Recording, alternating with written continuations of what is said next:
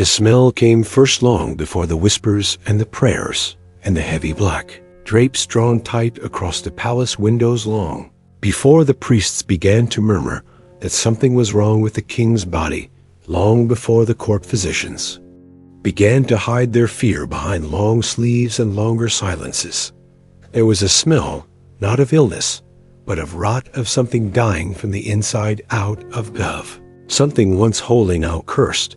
It clung to the velvet cushions of the throne. It followed him like a shadow through the gilded halls. It stained the air of the royal chambers, until even the servants crossed themselves before entering. This was the last year of Charles the Sixth, King of France, once called Charles the Beloved, now called Charles the Madden, perhaps even worse, though no one dared say it aloud. Charles the Cursed had ruled for decades by then, but few could remember a time when he was truly sane.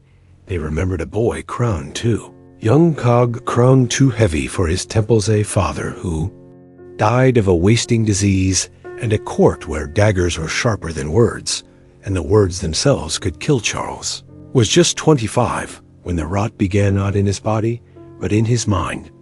They said it started on a hot August day in a forest outside. Le Mans the king rode at the head of his guard, sweat pouring down his face, chainmail ringing like bells in the sun. Then, suddenly, without warning, he turned, sword drawn, and began to strike down his own men one by one. He screamed. They were traitors, demons. They had betrayed him. His eyes were wide and white, and gone by the time his sword dropped. 4 were dead. 1 was his own knight, another his chamberlain. That was the first time the court learned to fear him, not as a man, but as something unrecognizable, something broken that could not be mended. He would go on like that for years, moments of lucidity, then weeks of darkness. He forgot his own name, his wife, his children. He forgot he was king sometimes. He thought he was made of glass and would scream if anyone touched him. Other times he refused to bathe or change his clothes because the devil had whispered to him in his sleep and told him water was poison. Doctors bled him, exorcists prayed over him, barbers cupped his scalp and drained his humors. Nothing helped. Queen wept. The court began to divide, one faction siding with his brother Louis of Orleans-Zadather, with his cousin, the Duke of Burgundy, while the king wandered the halls barefoot, muttering secrets only he could hear. Then came the smell. At first it was faint like spoiled milk, then stronger, more bitter, until it was impossible to ignore. The king's skin had begun to darken purple, then black in places. His fingernails curled in on themselves like claws. His teeth fell out one by one, not with age, but as if the roots beneath them had rotted. His hair turned brittle and yellow, and his eyes began to ooze. It was said his bedclothes had to be burned each morning because no amount of laundering could rid them of the stench. The physicians said it was melancholia, or an imbalance of the black bile, or perhaps a divine punishment, but others said it was poison, that someone in the court was slowly killing the king from the inside out, not with a knife, but with something far more cruel. Time every meal was tasted, every goblet checked, but the decay continued. They say one night the queen found him curled on the floor, scratching at his skin until it bled, sobbing that something was growing beneath. Out a worm, a snake, a judgment. The truth may never be known, but what happened next made the fear explode into fury. The Duke of Orleans was found murdered, axe to the head, left in a gutter like common refuse. The Duke of Burgundy claimed credit. He said it was justice, that Louis had seduced the queen, that he had tried to take the crown, but many whispered that the real reason was darker, that the Duke of Burgundy wanted the throne, and a rotting king was the perfect excuse to seize it. While the king decayed behind palace walls, France burned, Armagnac and Burgundian factions slaughtered each other in the streets, peasants hanged as spies, noblemen gutted in broad daylight. The English invaded. The 100 Years' War raged on, and through it all, Charles remained neither dead nor fully alive, bathing corpse, a monarch whose body refused to die, but whose soul had long since departed. His son, the Dauphin, was too young, too powerless. His wife, too hated foreigner and Austrian queen with no loyalty to France. They called her Isabeau the she-wolf. Thought history would be less kind than truth. Had tried, but how does one rule through a man who screams at sunlight and forgets his own face? So the court ruled without him, using his name like a puppet, hollow crown resting on a hollow man, and the rot continued. It was said that by the end his legs had turned to bone beneath paper-thin skin, that he screamed at mirrors, because they showed him the thing he had become. That priests refused to anoint him, because they feared he was no longer anointed by God, but by something else, something older, something that fed on power and madness and pain. Was it leprosy, syphilis, slow poison, or the cumulative weight of generations of war, incest, isolation, and divine expectation?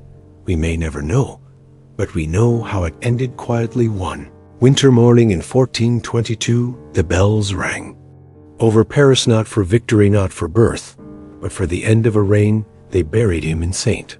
Denis, the same tomb as kings before him, but no crowds wept, no procession followed, just whispers that the king had rotted alive, that the land itself had bled with him, and that something dark had passed through France, leaving only silence behind.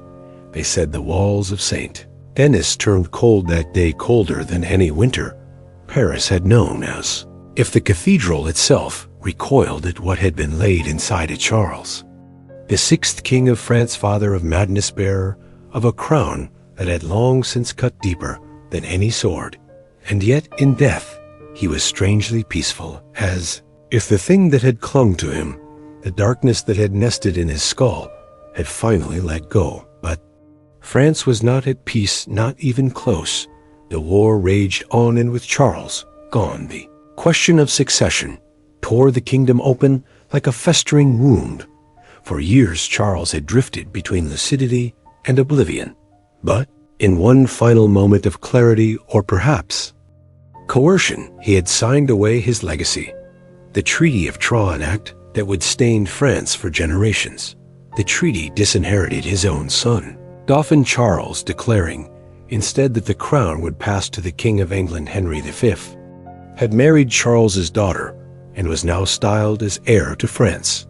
Some said the signature was forced, that Charles did not understand what he was doing, that he was led to believe he was signing a letter to the Pope. Others said he knew that in his broken mind he believed the English would restore order, would stop the blood from running through the gutters of Paris. But whether by trick or truth, it was done, and when Charles died, a power vacuum swallowed the court. Two kings claimed the same throne, two nations claimed the same bloodline, one boy king in England, one exiled prince in the south. Charles VII, rightful heir in the eyes of many, but a ghost to others, because the kingdom had lived under madness for too long, and some had begun to believe that the madness was France itself, that the land was cursed, the people broken, the line of kings poisoned from within by divine punishment, or worse, by the sins of its ancestors.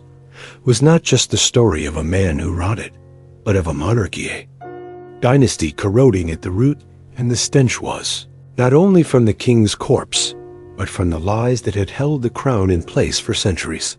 There were rumors in the following years that Charles had not died completely, that his soul remained trapped within the walls of the palace, that at night his footsteps could be heard echoing through the stone corridors, dragging slowly, painfully, as if still searching for his lost sanity or his lost kingdom. Others said the crown itself was cursed, that whoever wore it would be consumed not from without, but from within, that the madness would return as it had before, and would again eat it. Was not the last time a French king would suffer visions or voices or violent humors that defied reason. But Charles was the first, and he was the warning, a man raised to believe he was divine and slowly destroyed by the weight of that belief. Made his case so chilling, so unforgettable, was not just the madness, but the way his body became a reflection of his mind. If nature itself had chosen to punish him, not with death, but with decay, He did not die in a single moment, but piece by piece to watch him was, to witness a human soul unraveled, see the consequences of unchecked power of inherited trauma of a system that demanded perfection from men born flawed and gave them thrones instead of healing.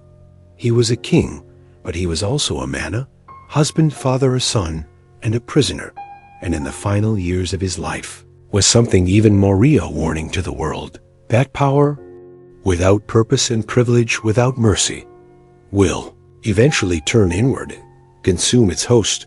There are no statues to Charles VI in Paris today. No grand monuments carved in his likeness. He is remembered, but only in whispers, in textbooks and footnotes, overshadowed by the drama of Joan of Arc and the victories of his son.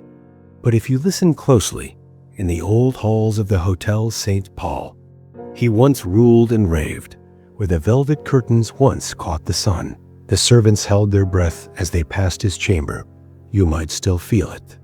Heaviness in the air, the silence that clings like dust, the memory of a man undone by the very thing meant to make him eternal his crown, because in the end, Charles VI did not die as a king. He died as something else, a body still warm, but no longer, living a ruler whose kingdom had forgotten what mercy looked like, and a soul whose pain was too great to bury.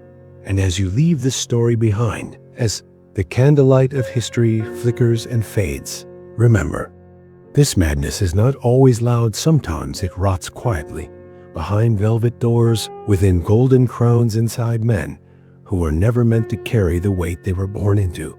Thank you for watching. If this story moved you, if it made you feel something you weren't expecting, then join us for the next one. Subscribe.